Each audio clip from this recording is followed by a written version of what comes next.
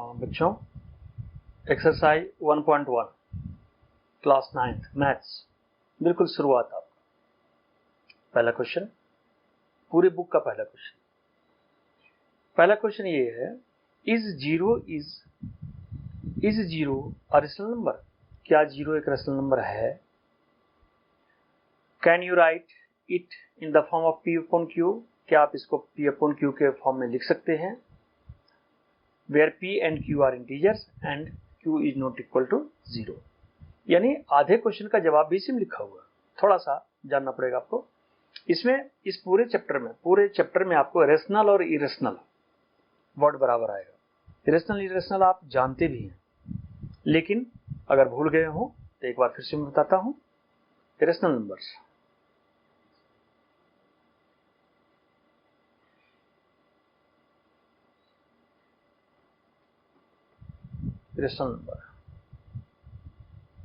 Rational number होता है इन the form of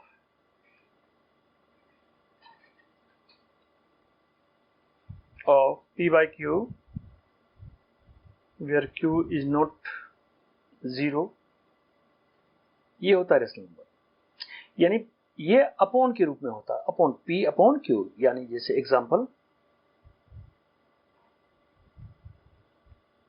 example में मुझे 2/3 देखो p by q के रूप में हो गया, या -5/7 यही p by q के रूप में हुआ, या फिर कुछ भी ले लीजिए आप 9/17, या केवल 2, क्योंकि 2/1 तो लिख ही सकते हैं, इसलिए 2 होगा, 3 होगा, 5 होगा, ये इसलिए है -7 होगा, कोई भी नंबर, क्योंकि सबके नीचे हम 1 लिख सकते हैं। इसी तरह से अब आइए हम क्वेश्चन पे आया है। इसमें है is zero a rational number? Zero के बारे में सोचे। जीरो जो है, जीरो तो 0/1 तो लिख ही सकते हैं इसको। 0/1 इक्वल टू 0 होता है, 0/1 इक्वल टू 0।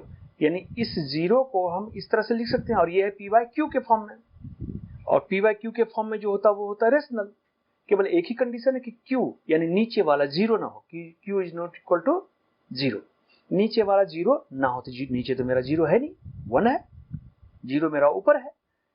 इट मीन्स ये जो जीरो है क्वेश्चन में दिया हुआ कि जीरो रेशनल है या नहीं है, जीरो यहां है, जीरो को मैं पी बाय क्यू के फॉर्म में लिख सकता हूं बिल्कुल, इसलिए zero is a rational number. Yes, zero will be a rational number. एक क्वेश्चन तो हो गया।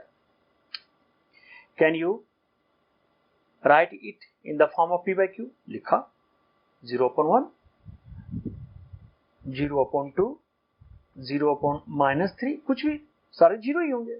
इस तरह से हम लिख सकते हैं इसको।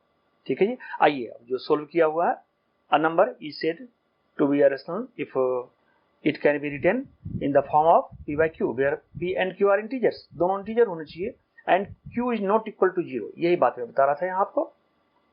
ठीक है, जीरो कैन रिटेन, जीरो को हम 0/1, 0/2, 0/3 या माइनस में लिख सकते हैं, इन सारे रूप में लिख सकते हैं, क्योंकि जो कंडीशन है कि Q 0 नहीं होना चाहिए, P by Q के रूप में हो और Q 0 ना हो। Q तो 0 कहीं है नहीं, यहाँ इन तीनों में 0 नहीं है, इसलिए 0 को हम इस रूप में लिख सकते हैं, और 0 is a rational number. Complete. दूसरा क्वेश्चन है, find 6 rational numbers between 3 and 4। 3 और 4 के बीच 6 रेशनल नंबर निकालने हैं। Rational number means complete number, यानी नेचुरल नंबर भी हो सकता है या अपॉन में हो सकता है।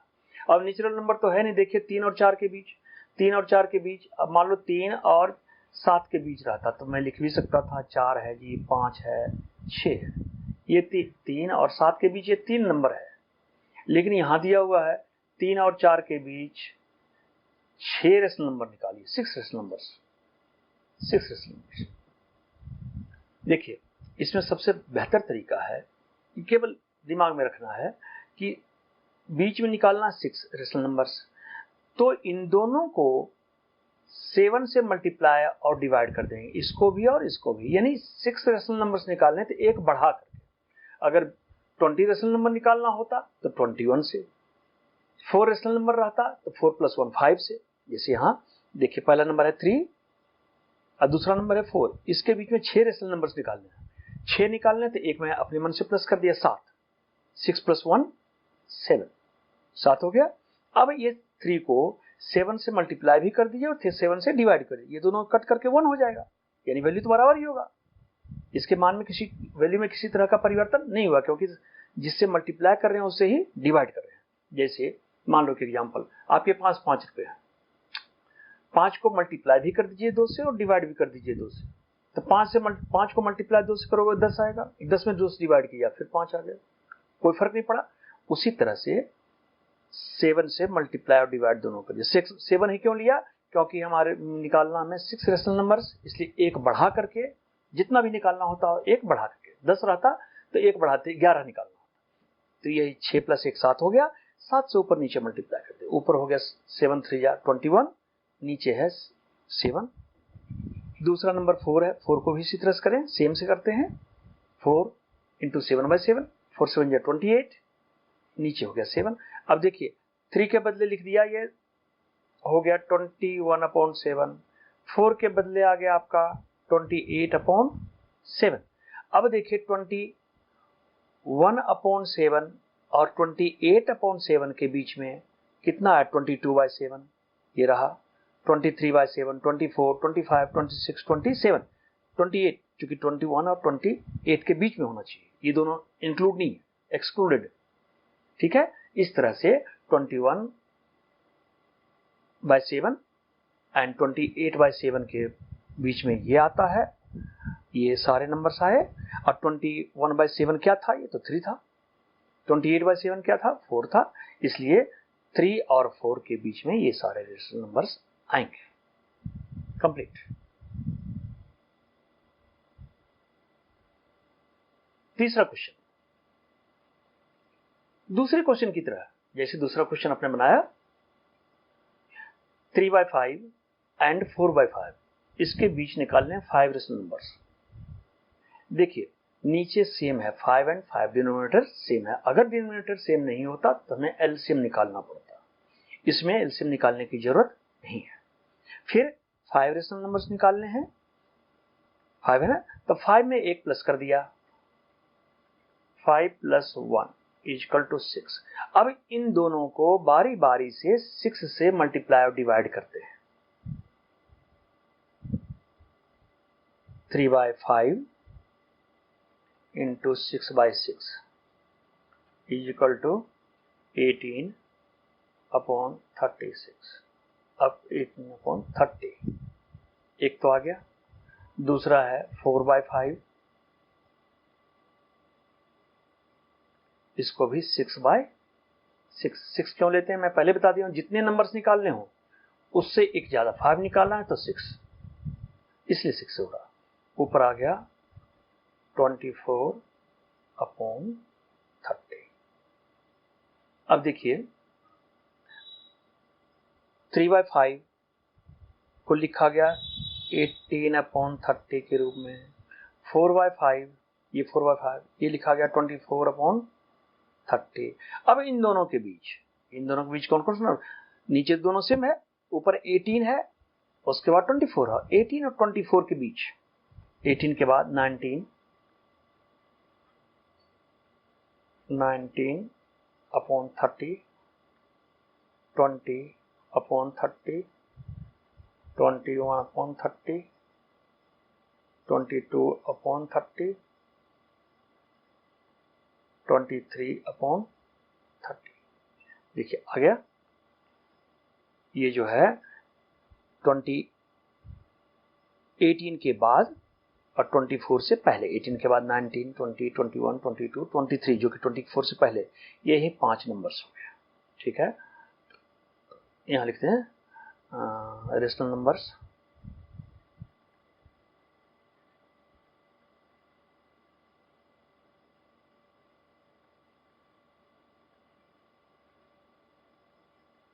between 3/5 and 4/5 are ये, बस कंप्लीट।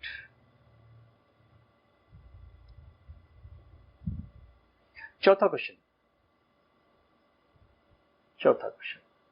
यहां देखिए natural number, integer, whole number आया हुआ। पता नहीं आपको याद है या नहीं है, मैं एक बार जरा सा बताता हूं। नेचुरल नंबर,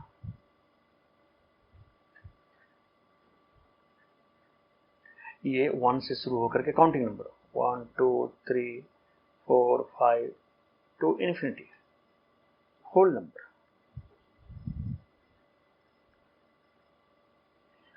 नंबर, ये काउंटिंग नंबर विद 0 0 1 2 3 4, यानी जो नेचुरल नंबर है इसी में अगर 0 और ऐड कर दें तब बन जाता होल। एंड एक टर्म है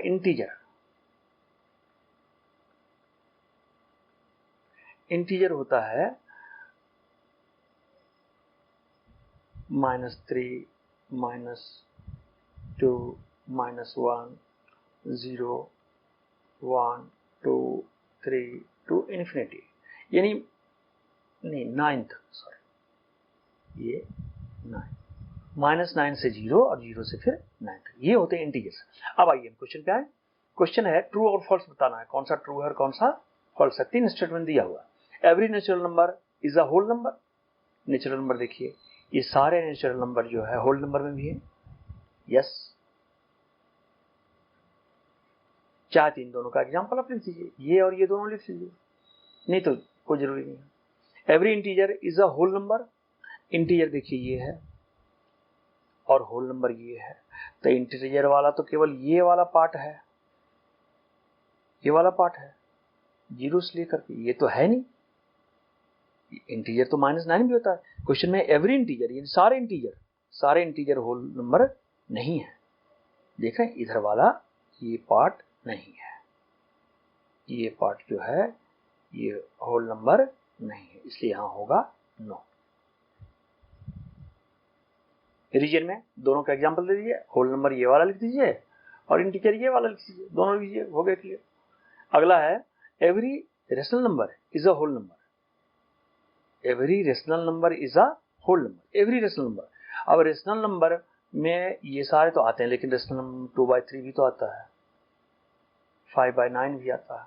ये होल नंबर नहीं हो सकता, क्योंकि होल नंबर हमेशा कंप्लीट नंबर होता है। होल नंबर 1 2 3 4 5 6 7 इस तरह से होता है, इसलिए इसका आंसर होगा नो। ठीक है जी, फिनिश्ड।